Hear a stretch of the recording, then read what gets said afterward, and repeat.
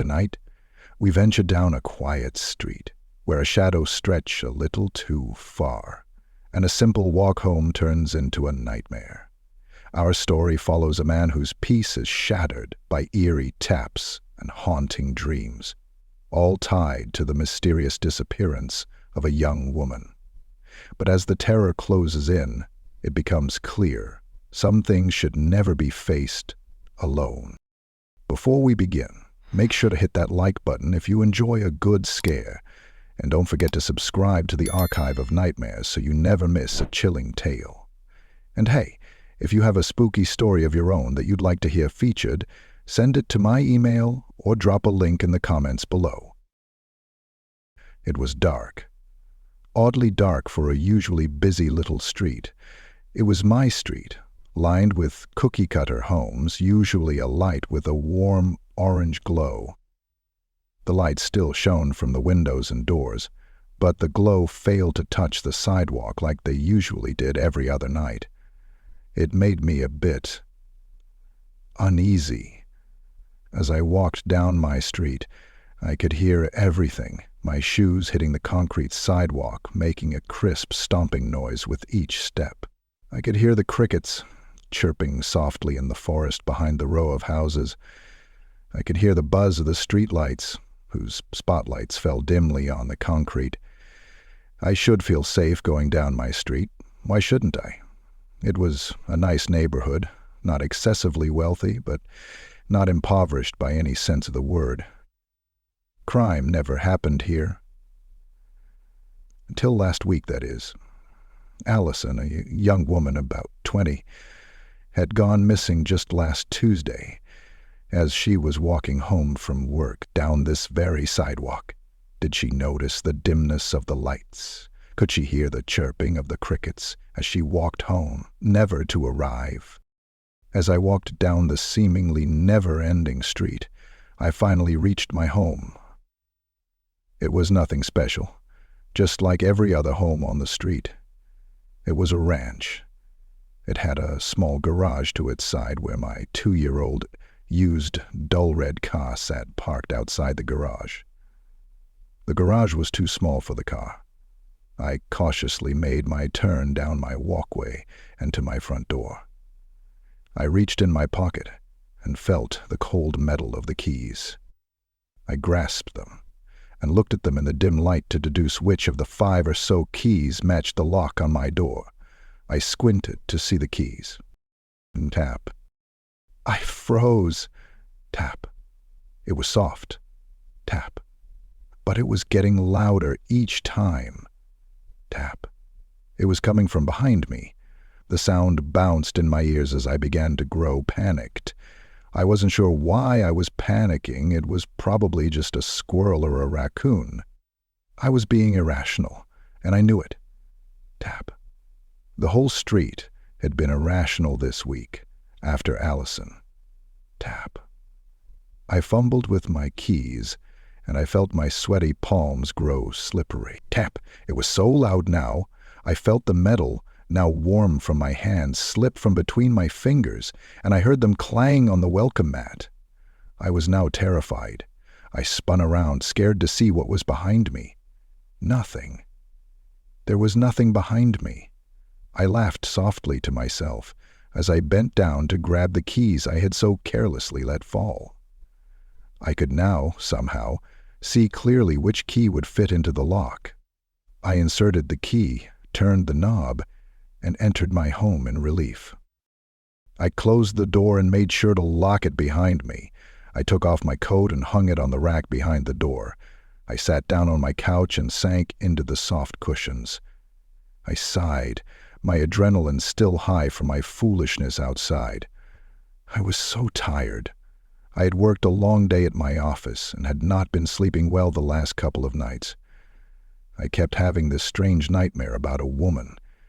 I could see her in my dreams, walking down a dark corridor. She was cold and shivering. She would pull her coat tightly around herself as she grew colder and colder. The dream was silent. Only her footsteps were audible. I remember seeing something behind her, something that I could not identify, a dark, shadowy mass. I saw the woman then begin to fade away. She continued to walk, but became more opaque as she did. I always woke up at this point, and I never wanted to go back to sleep after. I knew this nightmare was caused by Allison. But why? I didn't know Allison. I had never met her, aside from friendly smiles and waves as we would pass each other on our way to work. I drifted off to a restless slumber on my sofa. The dream came immediately, as expected, but this time it was different. The woman was running. She was terrified, but this time I could hear a noise. A soft noise at first, but it grew louder. Tap, tap, tap, tap.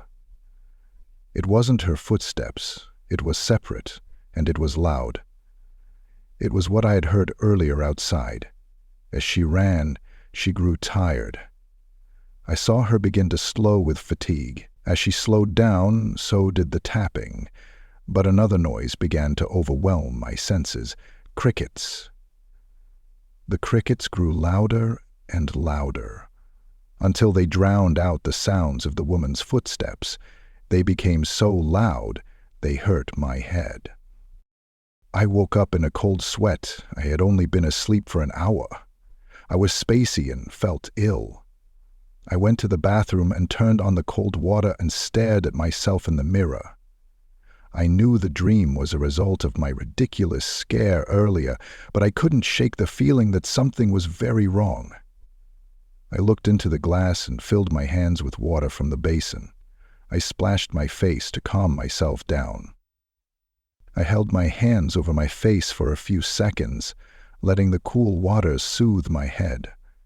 I lowered my hands and opened my eyes. The woman, it was her, in the mirror, in place of my own face. It was only for a split second, but I swear to God it was her. I leapt back from the mirror and screamed. I'm losing my mind. I must be. I went back to the mirror and saw only my own reflection. I was pale, sweaty, and tired-looking. I was beginning to get angry. I didn't know Allison. Why was I being tormented? I felt the hot anger boiling inside my chest, and the adrenaline got the better of me as I swung my fist at the mirror. I closed my eyes and heard a shattering. I felt a sharp pain in my fist, but I didn't care. I opened my eyes and looked down at the basin of the sink. Splatters of my own blood were lining the sink and the remnants of the mirror. I looked at my fist, and it was bleeding from the broken glass. I sighed to myself, realizing how stupid I had been. I went to the kitchen to grab some paper towels to dab the now coagulated cuts on my knuckles. They hurt not as bad as my head. Just as I reached the threshold of the kitchen, I heard it. Tap. My face must have lost all its color right then. I felt cold shivers flush over my body, and I was paralyzed with fear. Tap. It was soft, but then it got louder. Tap. I ran to the kitchen and opened a drawer. I pulled out the biggest carving knife I owned and held it up at wherever the noise was coming from. My home was dark, too dark. I couldn't see anything in the dim shadows, but I could hear it. Tap. My heart felt as if it were going to beat out of my chest. I couldn't breathe. My head was aching. Tap. I swung the knife around at where the noise came from. It seemed to originate from somewhere different each time. Then everything stopped dead. I was sweating profusely. I felt overheated. I was dying. I felt a sharp pain in my chest. My knife clattered on the linoleum kitchen floor as my hand grasped my chest. I coughed up a small amount of blood into the palm of my already bleeding hand. My vision started to blur, and I felt dizzy. I was dying. The quiet, in a way, became so loud that I couldn't hear myself think. Then I saw it. The blackness of my living room, I could see something. It was hard to describe. The blackness surrounding the figure seemed bright white in comparison to the black void slowly moving towards me. It was the same as the dream. Did this thing take Allison? I didn't have the strength to reach down and grab my knife. I was panicking. I heard it getting loud again. Not the tapping this time, but the crickets. The crickets got so loud my ears started to hurt. I saw it getting closer. My vision blurred as I began to fall towards the floor. My eyes opened one last time to see the knife next to me on the floor and the shadowy figure closing in.